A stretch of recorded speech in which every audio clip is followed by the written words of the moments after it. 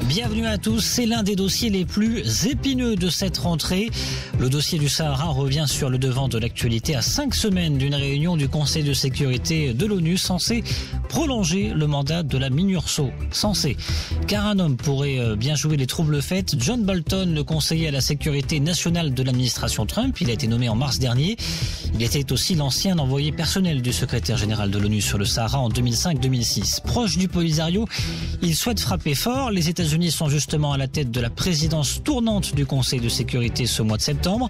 Alors à quoi s'attendre? John Bolton pourrait-il réussir à bloquer le financement américain et onusien de la MINURSO? Ou est-ce un coup de bluff? Et comment le Maroc peut-il rebondir? C'est le premier sujet des décodeurs atlantiques. Vos décodeurs ce matin, Hafid Boutaleb, bonjour. Bonjour. Hamza Benis également avec nous, bonjour.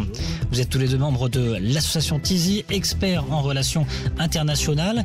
En deuxième partie, nous décoderons la dernière annonce de Jean-Claude Juncker, l'agence de garde frontière et de garde-côte européenne, qui va voir son effectif considérablement augmenter. Il va passer de 1500 à 10 000 d'ici 2020. En échange, le président de la Commission européenne propose un nouveau partenariat économique avec l'Afrique. Alors Juncker a-t-il trouvé la recette magique? À quoi s'attendre avec ce renforcement spectaculaire de l'agence Frontex? Quelle place du Maroc, qui est redevenu le premier point de passage de l'immigration clandestine en Afrique du Nord devant la Libye? Décodage en deuxième partie d'émission. Vos réactions, vos questions dès maintenant sur la page Facebook ou bien sur Twitter avec le hashtag LDA. C'est parti. À quoi doit-on s'attendre avec John Bolton, désormais conseiller à la sécurité du président américain, Hafid Boutaleb? John Bolton, c'est le conseiller aujourd'hui, effectivement, à la sécurité. C'était l'ancien envoyé du secrétaire général Kofi Annan qui vient de décéder dans la région. Et c'était aussi notamment l'ambassadeur des États-Unis à l'ONU en 2005-2006. Voilà. Et on se souvient qu'il avait dit que le siège de l'ONU, s'il y avait 20 étages de moins, ça fonctionnerait toujours de la même manière. Donc on a la vision du monsieur. Ouais. C'est quelqu'un qui considère... Y compris ses déclarations sur la CPI, la Cour pénale internationale, cette semaine. Hein. Oui, voilà.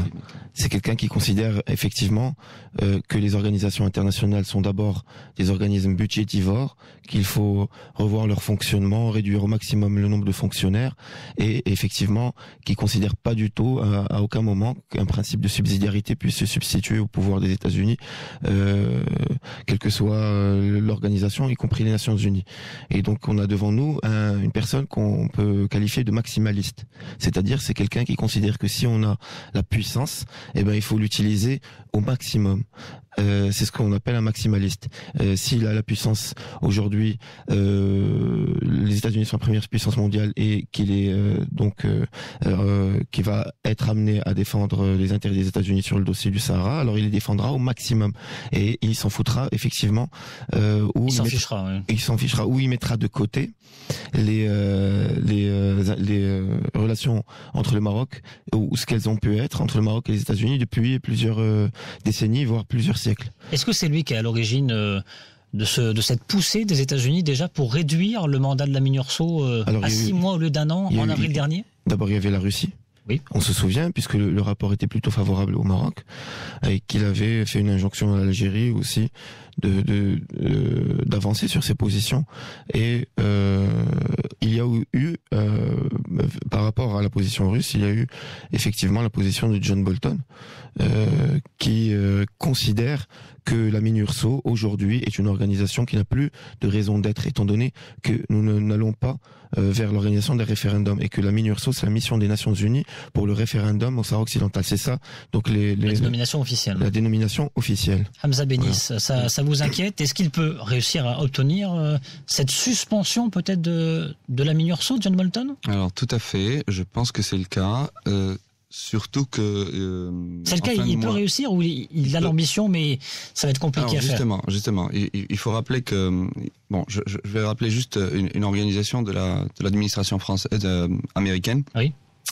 Qui s'installe sur 3 axes différents. On a le ministère des Affaires étrangères, qui est Pompeo.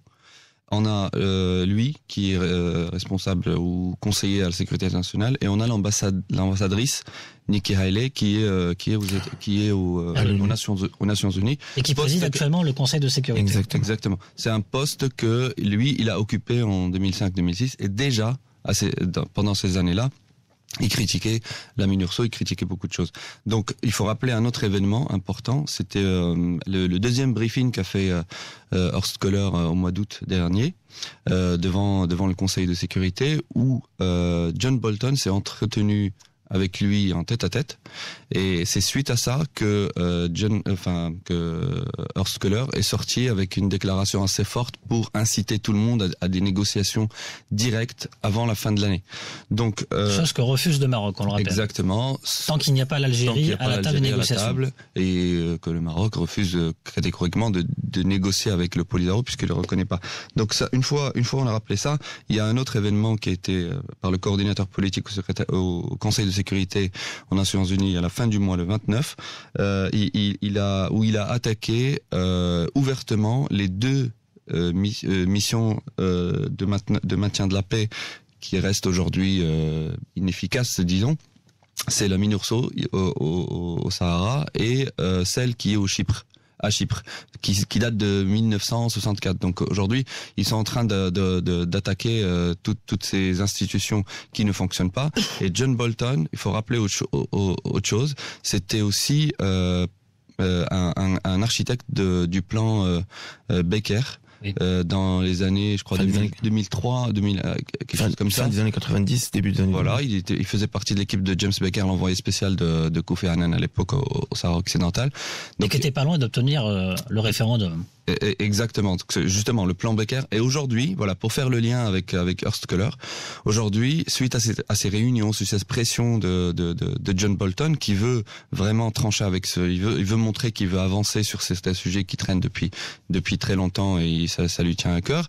On est en train, il y a des sources qui disent aujourd'hui que Köhler va proposer quelque chose de similaire au plan Becker avec une constituante sahraoui, pour pouvoir commencer par une première étape d'instaurer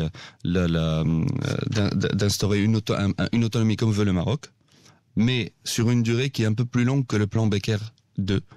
Et par la suite, maintenir le fait qu'il va falloir toujours faire un référendum. Donc aujourd'hui, ça tend vers ça. Est-ce que le Maroc va y arriver ou pas? Mais une chose est sûre, pour la MINURSO, pour taper dans la table, je pense que Bolton, il peut fermer les robinets pour pouvoir amorcer une deuxième prolongation du mandat du MINURSO, parce qu'il se termine au mois d'octobre là. Oui. Donc on aurait une prolongation selon vous encore de 6 mois. C'est sûr, parce qu'aujourd'hui, c'est pas sa priorité. Bolton, il est occupé sur beaucoup d'autres choses. L'Iran, la Corée du Nord, mais surtout ce qui se passe aujourd'hui avec la Cour pénale internationale, où il est attaqué un peu par tout le monde, parce qu'il l'a attaqué frontalement, en sachant qu'il était opposé à cette création de la Cour depuis 2002. Ouais. Effectivement, les États-Unis sont pas membres. Est-ce qu'on doit s'inquiéter du coup? Mais les États-Unis sont pas membres de la CPI. Oui. Donc, non, sur le dossier du Sahara, bon, effectivement. Il a signé. Ouais. À l'époque, c'était Bill Clinton qui a signé, mais ils n'ont pas ratifié. Ils n'ont pas ratifié. Alors, ce que nous dit Hamza Beni, c'est que ce mandat de la MINURSO va être prolongé, sans doute au mois d'octobre, durant les 6 mois jusqu'au mois d'avril. Mais du coup, est-ce qu'on doit quand même s'inquiéter des intentions de John Bolton sur le dossier du Sahara, sur un moyen long terme, en tout cas d'ici la fin du mandat de Donald Trump? Alors aujourd'hui, en termes de budget, c'est déjà budgétisé. Depuis le mois d'avril, le budget de 53 millions de dollars est là pour la période 2018-2019. Je pense pas qu'ils vont arrêter en octobre. En revanche, effectivement, est-ce que le Maroc va être forcé d'accepter une proposition nouvelle qui ne paraissait pas dans le rapport d'avril? On verra comment aussi le secrétaire Antonio Guterres, le secrétaire général réagira. On sait qu'il reste encore 1 mois et demi, c'est très long. C'est souvent, on n'est que au début de la gestation. Hein. On attendra surtout les 10 derniers jours, et au niveau de nos rapports avec le Polisario, on attendra d'ici 1 mois. Peut-être le Polisario qui organise déjà des sittings à l'est du Berm, peut-être va-t-il essayer de monter en tension pour donner des arguments à ceux qui souhaitent revoir de fond en comble la situation. Sur ce point justement sur lequel je voulais m'arrêter, effectivement, donc nouvelles incursions du Polisario à l'est du mur de sable. Si la MINURSO est stoppée, si la MINURSO n'a plus de financement en 2019, à partir du 1er mai, qu'est-ce qui peut se passer? Est-ce que c'est c'est positif ou est-ce que c'est négatif pour ce serait un risque pour la sécurité et la stabilité. Pour la sécurité et la stabilité, effectivement.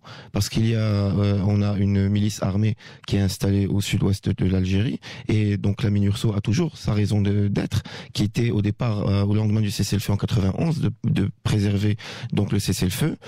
C'est une des missions de la MINURSO, et d'organiser le référendum. Donc si MINURSO, qui en rappelle, est diminué, ses effectifs ont été diminués à la demande du Maroc. À la demande du Maroc. Mais ces effectifs non pas militaires, mais ces effectifs d'analystes politiques. Civil. Donc si John Bolton pense que le référendum n'a plus raison d'être, une des autres missions de la MINURSO, c'est aussi préserver le cessez-le-feu, et là-dessus, il y a toujours une bonne raison, la MINURSO a toujours une très bonne raison d'exister. Il veut le référendum en fait. Donc il va pousser vers ça, mais il faut rappeler... Plutôt, non, ouais. Donc il va pousser vers ça, mais en fait, ce qu'il faut rappeler, c'est le Conseil de sécurité, il n'y a pas que les États-Unis, il y a 15 membres aujourd'hui.